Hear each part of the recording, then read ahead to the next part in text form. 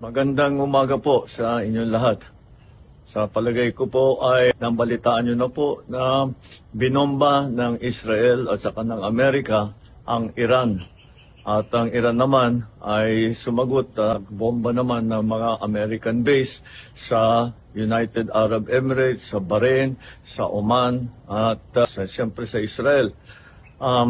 Alam naman natin na napakarami ang Pilipino diyan sa bandang Middle East. I'm sure nag-aalala kayo sa inyong mga kilala, mga kaibigan at mga kaanak na nandun. Mula nung nabalitaan natin na nagsimula itong gera, ay nagmo-monitor na kami kahapon pa ng late afternoon sa ating mga embassy, sa ating mga labor attaché, sa lahat ng mga embassy natin doon sa Middle East.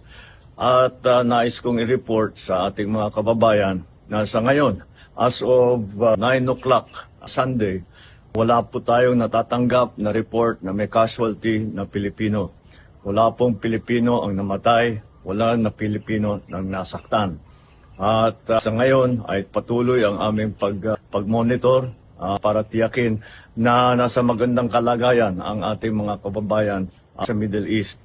Ang ating tuloy-tuloy na binabantayan dahil ito'y kailangan natin tuloy-tuloy na bantayan at hindi ito tapos pa. Palagay ko patuloy pa itong gerang ito. Ngunit sa aming latest report ay ang ating mga kababayan ay nasa safe na lugar.